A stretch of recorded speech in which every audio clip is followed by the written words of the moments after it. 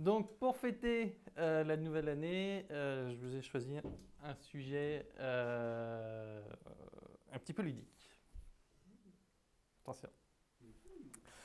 Euh, Depuis Swift 3, on manipule des concepts qui s'appellent les reference types, les value types. Des fois, on parle de value semantics. Des fois, on n'en parle pas, on ne sait pas trop ce que c'est.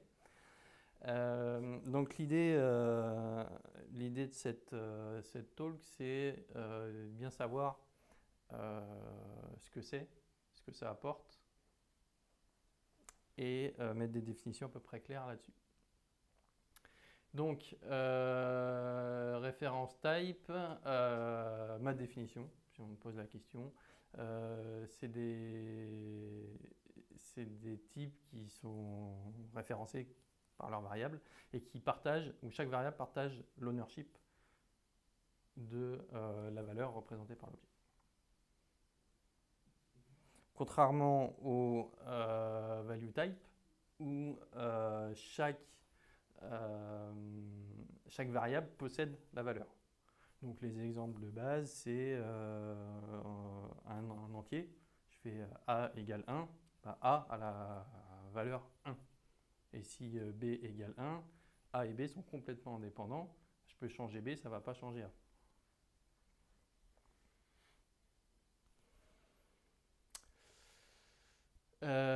Dans la doc d'Apple, il y a un truc qui s'appelle la value semantics, dont voici la définition. Donc, un type a une value sémantique si jamais toutes les variables sont logically distinctes. Alors, est-ce que quelqu'un a une idée de ce que ça veut dire?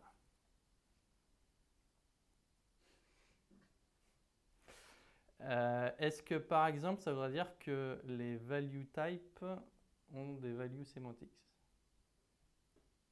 On ne sait pas. À quoi ça sert le value semantics? Value semantics, on retrouve ça dans la doc à un certain nombre d'endroits. Ça explique que c'est les types qui ont cette propriété-là peuvent être modifiés à un endroit sans que ça impacte un autre endroit. Par exemple, vous avez un thread qui modifie la valeur de votre par exemple, data, votre objet data. Si le main thread avait cet objet data, il ne voit pas les modifications faites dans nos threads. Donc on gagne en sécurité. On évite d'introduire des bugs qui sont parfois difficiles à reproduire parce que la modification a lieu très loin de l'endroit où on a gardé une référence vers la valeur. Vu que c'est pas très clair comme définition, j'ai trouvé sur internet un petit jeu qui permet de un peu manipuler ces concepts. Donc on va jouer à ce jeu-là. Moi je vais être team valeureux. Mon boulot, je vais gagner la partie si jamais j'arrive à défendre mes valeurs. Vous êtes team mutateur. Vous allez essayer de modifier mes valeurs en m'attaquant.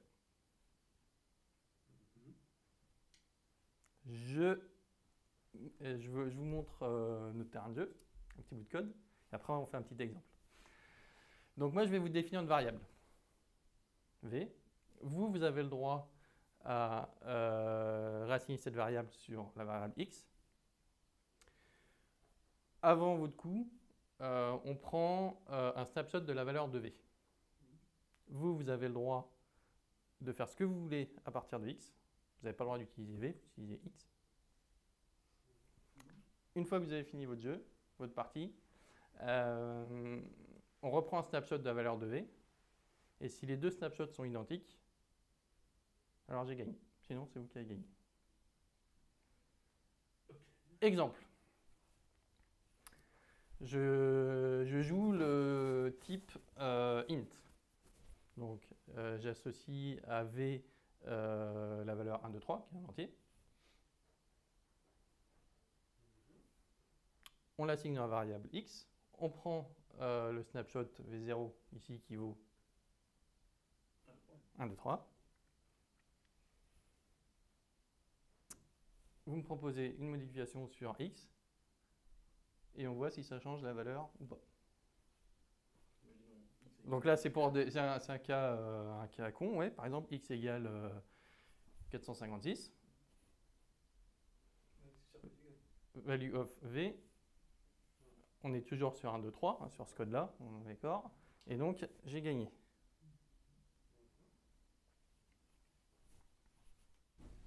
Donc en fait, on doit savoir si tu vas gagner ou tu perds. Non. Si tu veux. Un cas un peu plus compliqué. Je joue NS Mutable String. Qu'est-ce que vous me proposez?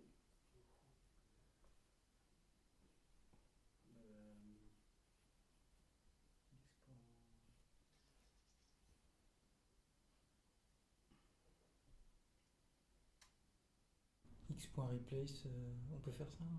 Replace string, On va pas regarder le détail exact de la syntaxe, mais... replace le premier caractère, par exemple, un truc comme ça. Donc, ici, V0, il vaut quoi? Il vaut chaîne vide.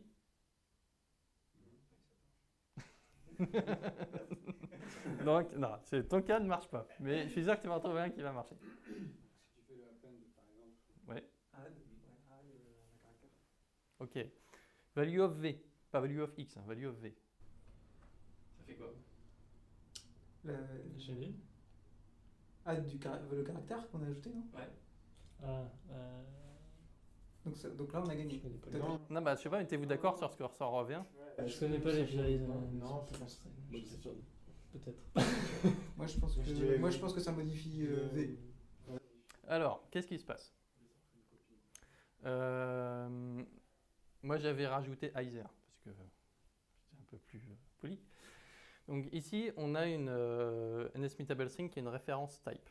Donc ici, V a une référence, une adresse vers une case mémoire sur laquelle il y a Mutable String. X égale V, on partage, je disais tout à l'heure, l'ownership. Donc X et V partagent l'ownership de la case mémoire, il y a Mutable String. Là, on n'a rien modifié, donc V0, c'est la chaîne vide, on est d'accord. On rajoute Heiser, ça veut dire que quand on dit x.append de Heiser, on rajoute à la case mémoire qui était partagée entre V et X, on rajoute Heiser. Et du coup, V1, il vaut Heiser, et il vaut la même chose que value of X. En fait, les deux pointent exactement au même endroit. Le fait que ce ne soit pas clair sur ce que ça ressort, ça démontre les problèmes qu'on a à avoir que des références type, où n'importe qui peut accéder à ces références et modifier les objets. Ça veut aussi dire que tu dois connaître précisément chacun des types pour savoir si c'est oui ou non. Donc là, on peut se poser une question. Est-ce que tous les références type, donc tout ce qui est de type classe, entre guillemets, dans Swift, est-ce que tout est... aucune des références type n'a la value semantics ou pas? On va revenir un peu plus tôt. Donc là, on a un tableau maintenant. C'est un tableau Swift. Là, c'est un tableau Swift. Principalement, c'est par valeur. Ouais, donc... Pas sûr. Je crois que si. Si c'est Arnaud... Donc c'est un tableau d'integer. Pour être comme 1, 2, 3.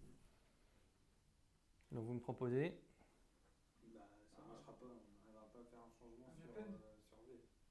Ouais, si vous mettez un append de 4, par exemple, effectivement, la valeur de V ne change pas. Donc un tableau d'entier fait que vous ne pouvez pas vous la modifier. Un tableau Swift, c'est un struct, non? Oui, c'est un struct. Donc on peut se poser la question, est-ce que tous les... Non, Ghislain, c'est pas tout à fait ça.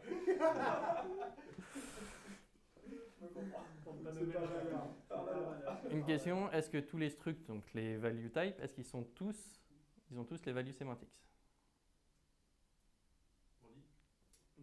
On se pose la question, est-ce que tous les value type, donc toutes les structs, est-ce qu'ils ont tous des values semantics? Point d'interrogation, c'est une question. On peut redire ce que c'est, value semantics? Value semantics, c'est quelque chose qu'on voit apparaître dans la doc, dans les articles de blog, dans le bouillon Swift, qui dit si vous êtes value sémantique, vous avez tout un tas de safety, tout un tas de trucs en plus. Vous êtes logically distinct. Vous êtes logically distinct, qui ne veut rien dire. Donc, La question, c'est, est-ce qu'est-ce que ça veut dire? Est-ce que toutes les On est en train d'essayer de Là, savoir on ce que n'a ça pas veut dire. encore la définition en fait. Non, d'accord, ok. Donc, est-ce que toutes les structs sont logically distincts? Voilà, c'est ça. Moi, j'aurais tendance à dire oui. Moi aussi. Bah, je sais pas ce que ouais. c'est. Bah, Non, non. Ok, ouais, non, j'étais perdu. Ghislain, deuxième. Bon. Donc, j'ai posé 2 questions jusque-là. Est-ce que tous les références type, est-ce qu'aucun des références type ont la value sémantique? Est-ce que ça c'est vrai? Deuxième question, est-ce que tous les structs ont une value sémantique? Ça dépend. Est-ce qu'on peut mettre un référence type quelconque dans une struct? bah, donc Oui. on va le savoir. Ah oui, on peut, Oui. donc ça veut dire qu'on ne Donc peut pas ça- garantir le... Pas garantir la T'as value raison. sémantique d'une struct. Tout à fait, bien joué. Et voilà un petit. Mais là, ça c'est bien joué, c'est très bien. Donc, par exemple, si je mets UI image, qui est un référence type, on est d'accord, qui hérite de classe, etc. Même chose, vous prenez une variable sur V, vous avez UI image. Qu'est-ce que veut V0, le snapshot de la value de V, donc c'est on va dire la bitmap de icône.png. Tu peux seulement utiliser X, qu'est-ce que tu me fais? Tu m'as dit que tu pouvais me changer. Mais normalement, on peut changer V par le biais de X. Alors, qu'est-ce qu'on peut faire sur un UI image? Est-ce qu'on peut replacer un caractère? Je ne sais pas. peut Un, pas changer. un pixel? On ne peut pas changer son nom. Il n'est pas mutable. Sur l'image, je sais pas. Il n'y a pas la On peut changer sa size, je crois pas. Opacity. Son background color? C'est non, pas une ou un truc view, du c'est genre un conteneur de file descriptor. Ah oui, l'opacity, c'est pas vrai ça? Je sais pas. Ah non, mais attends, il y a une image. Donc là, il est en train de nous dire. Ouais. Mais t'as la Alors, taille. faudrait non, trouver- Tu peux récupérer la taille. UI image, c'est Oui. une classe ou une struct? C'est une classe, mais je crois que tous les accessoires sont immutables, sont non modifiables. Donc là, on est dans un cas où qui a des values sémantiques. voilà, on est dans une classe qui n'est pas modifiable. Et donc, je peux vous donner un pointeur dessus, vous ne pourrez jamais la modifier. Même avec un set value On peut dire. sur la classe, Bah- en utilisant son nom de propriété. C'est tricky, mais Tu peux prendre l'adresse mémoire, décaler de 4 octets, puis changer la valeur à cet endroit-là. Oui, tu peux. bon, c'est une méthode qui était utilisée par avant, enfin, même encore aujourd'hui. Ouais, alors le key value coding, il est plus trop Swift. Hein, il n'est plus trop conseillé dans le cas de Swift. Et puis, il devait normalement être utilisé que là où c'était autorisé de le faire. Donc, en Là, théorie, là où c'est documenté que c'est explicitement autorisé. Donc, si on respecte les règles, non, tu ne peux pas modifier UI image, c'est un objet qui est immutable, comme NSArray, comme qu'est-ce qu'on a d'autre? NSString. Voilà, tous ces objets qui sont immutables, bah, par définition, moi je peux pas, valeur ne peut pas les modifier et mutateur ne peut pas non plus les modifier.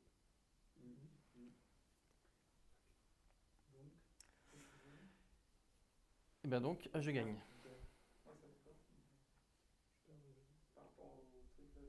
Bah donc la question était est-ce que tous les références type vont perdre le jeu? La réponse est non. Il y a des références type qui arrivent à gagner. Donc là, je définis un tableau avec un seul objet dedans, c'est NSMutableString. Lead. La question c'est, est-ce que quand on instancie un tableau comme ça avec un reference type, est-ce qu'il en ferait pas une copie, Non. le tableau? Non, NSMutableString est une référence et il va garder la référence dans sa propriété. Ok. Et du coup, en faisant x position 0.append n'importe quoi, on change le contenu de V. Voilà. Donc là, on voit qu'on a un struct qui contient un référence type et donc qui peut, suivant le type, qui peut être modifié.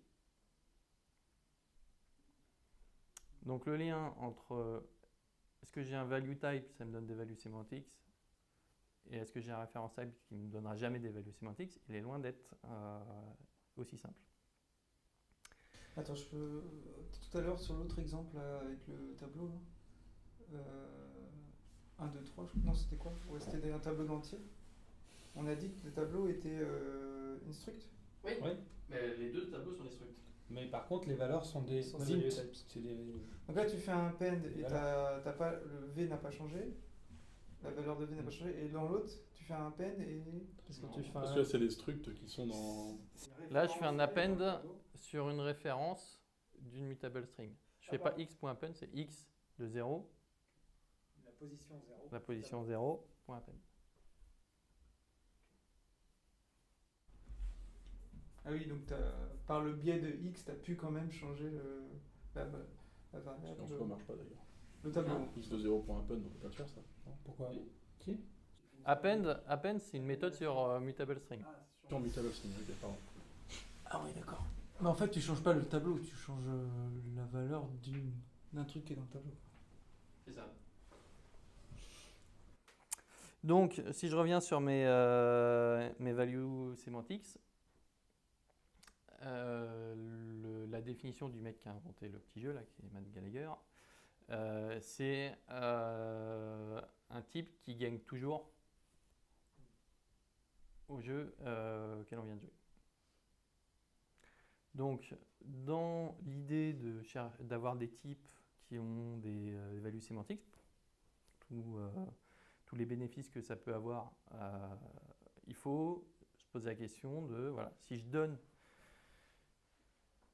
une variable, si la variable pointe sur l'objet que je suis en train de créer, est-ce que quelqu'un peut venir modifier mon objet ou pas? Quelqu'un d'extérieur que moi. On est d'accord que dans le cas du dernier exemple, le type c'est array de NSMutable string. Ouais. C'est pas juste array. Ouais, bah oui, parce que sinon ça change la donne. Tu pourrais avoir un tableau avec des int et des mutable strings, et là tu. Voilà. Comment?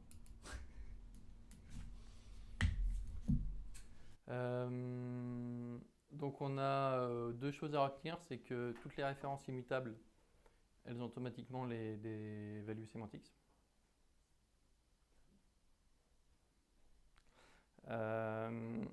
Et les value types n'ont pas forcément des values semantics, notamment si elles ont une référence vers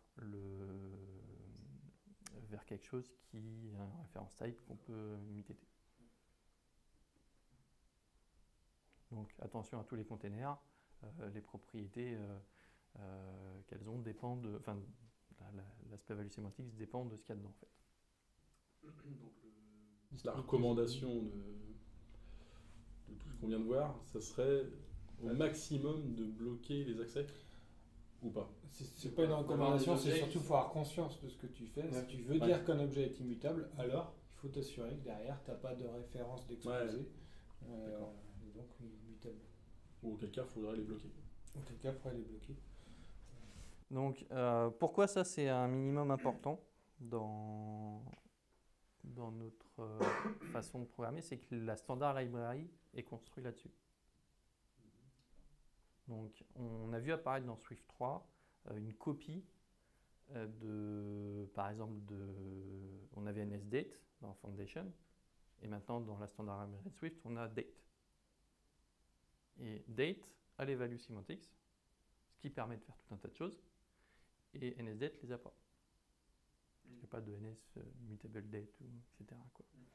Et cette copie, elle n'est pas anodine, elle est pour amener à ce qu'on fasse des programmes qui bénéficient de cette isolation, de cette résistance au changement extérieur. Tu passes une date dans une fonction, celle-ci elle sera immutable, et donc non modifiable par Peu importe ce que fait la fonction, ça ne pourra pas modifier la date vue de l'extérieur de la fonction. Donc on se rapproche de concepts de programmation fonctionnelle où des fonctions sont pures ou pas si elles modifient un état. Donc c'est des choses qui arrivent qui arrivent dans Swift, et il faut maîtriser ces concepts-là pour savoir si, voilà, si je donne une référence à une fonction qui est pure, en fait, je suis en train de faire n'importe quoi. Donc il faudrait mettre explicitement quand tu crées une fonction de dire qu'elle va modifier ou pas? Dans l'exemple de la date, si tu veux qu'elle soit mutable et modifiable par une fonction, comment on ferait? Par exemple, dans le cas de la date, si tu as une fonction qui prend une date, tu as deux choix aujourd'hui. Soit tu passes le type date, type Swift, soit le type NSDate. Tu passes à NSDate, la fonction peut potentiellement modifier cette date. Add time interval ou genre d'histoire. Un rappeur. Ce serait une référence qui contiendrait ta date. Non, ça marcherait pas dans ce cas. Une classe qui contiendrait ta date, tu pourrais la modifier. Non. Ah oui, d'accord. Oui. Non, mais l'objet date, lui, est immutable. Là, l'objet, oui. Là, puis on parle de NSDate. Oui, on parle de NSDate. Tu as une fonction, tu lui passes une date, donc tu ne sais pas ce que fait la fonction, peut-être la fonction, c'est une API quelconque ou elle est paramétrée par l'utilisateur de ton API. Si tu utilises NSDate, tu n'as pas de garantie de ce qui va se passer dedans, parce que NSDate n'a pas les values sémantiques. C'est-à-dire que tu peux sortir de la fonction, et la NSDate que tu as passée en entrée a une valeur différente de date. Tu passes date, qui a les values sémantiques, parce qu'il a été construit comme ça. Tu es sûr, tu as garanti par le compilo, que peu importe ce que fait la fonction, il ne va pas venir modifier ta date. Donc imaginons qu'on est en Swift 4, il drop NSDate. Comment je peux faire pour que la date que je passe à une fonction soit modifiée, puisse être modifiée? Comment Il faut passer une référence vers la date. Donc ça se fait comment concrètement C'est un paramètre in-out, c'est comme une référence en C++ si tu veux. On déréférence la valeur. Okay. La syntaxe exacte. On peut faire ça sur les value types. Ouais. D'accord. Mais la plupart du temps, c'est pas ce que tu veux faire. Et c'est ça. Mais quoique avec tout ça, le compilo il fait des optimisations où la notion de coût elle est toute relative.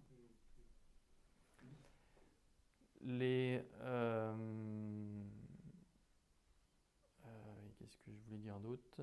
Ce qu'on cherche à éviter, c'est les problèmes qui sont très difficiles à repérer. C'est de la safety, quoi. C'est j'ai cette fonction mais qui est définie par quelqu'un d'extérieur en paramètre en callback par exemple. Toi tu as fait ton API, tu t'es jamais posé la question que le mec allait modifier les valeurs des références qu'on te passe, que tu lui donnes. Et t'imagines avec le cas du NSDate, si tu as 3 ou 4 fonctions qui sont appelées, si la première modifie la valeur de la date, je peux te dire les autres elles font à peu près n'importe quoi.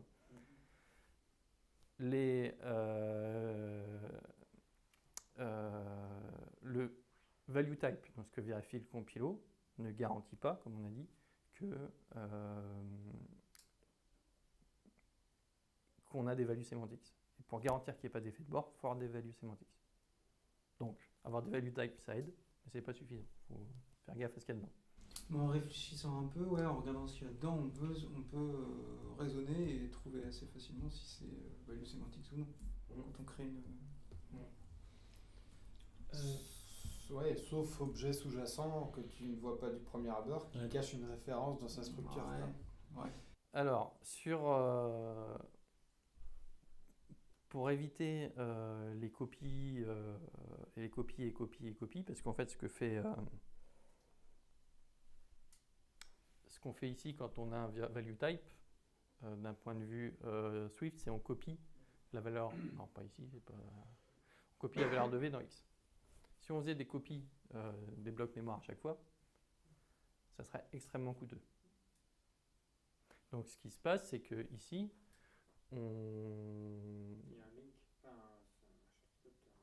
on copie une structure de données qui est très très légère et qui contient une référence vers les données partagées. C'est un pointeur vers un pointeur.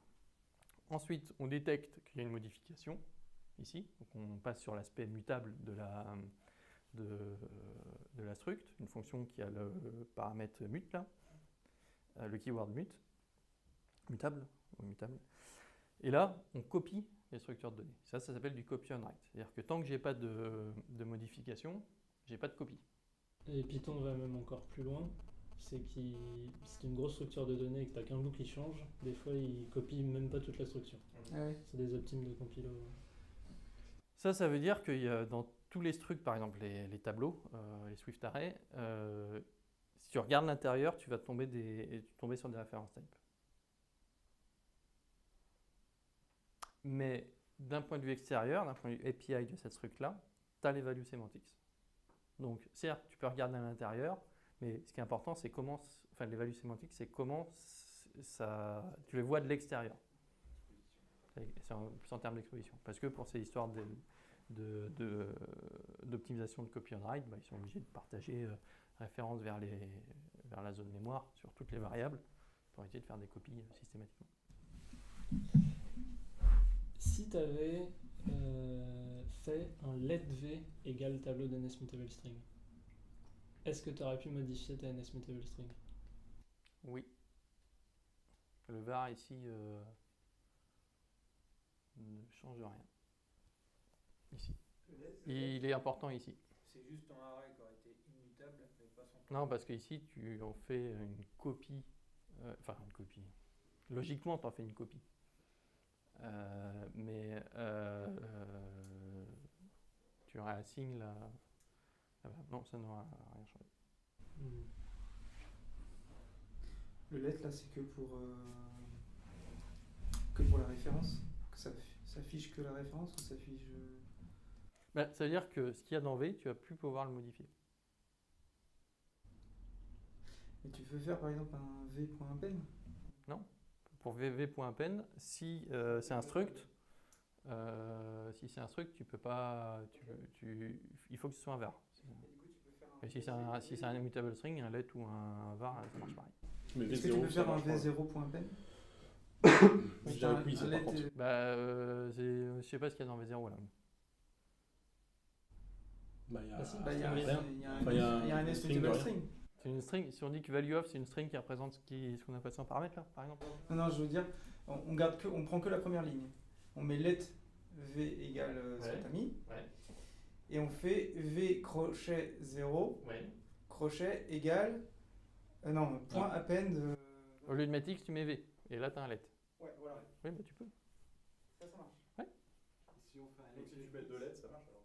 tu peux pas rajouter. Oui, mais c'est juste que les var, si par exemple, si tu voulais, pourquoi j'ai mis un var ici, c'est parce que dans le cas du tableau d'integer,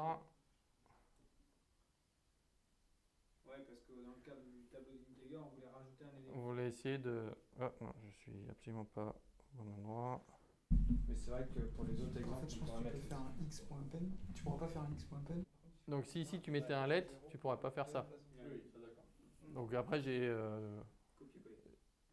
je voulais que tout soit le même code partout, qu'on ne disiez pas ouais mais au code d'avant t'avais un let, un var, nanani nanana, hein. Tu vois, c'était pour que tout soit. On fait l'inverse. Si tu avais un let v égale 1, 2, 3 et var x égale v, tu aurais pu faire le append. Sur x? Oui. Oui, pas sur v. Et au moment où tu fais l'append sur x, il copie la valeur 1, 2, 3 dans un nouveau slot mémoire pour x. Ça ne changera rien au résultat ici.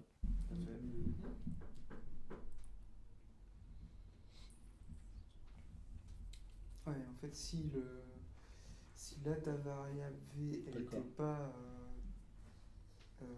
value type et que tu mets un let. Si on met un let v par exemple avec un ns array ou un nsmutable array, let v égale nsmutable array de 1, 2, 3, je peux faire v.append parce que c'est un référence type. Ah ouais. Alors, on peut pas réassigner. Ah la vache. et C'est juste la réassignation qui n'est pas autorisée, quoi. si ici je mettais let v égale, et pas un Swift array, mais un ns array, mutable array, ns mutable array de 1, 2, 3, je pourrais faire v.append bien que j'ai mis un let. Ce que je ne peux pas faire, c'est refaire V égale un autre truc.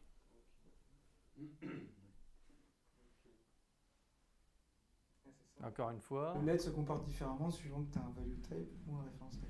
Voilà. Et vu que c'est piégeux, l'idée c'est d'utiliser maximum des références type. Des value type, pardon. Merci, j'ai vu Ghislain qui était perdu. Utiliser un maximum de value type qui permettent de ne pas se faire piéger sur est-ce que je mets un var ou est-ce que je mets un let.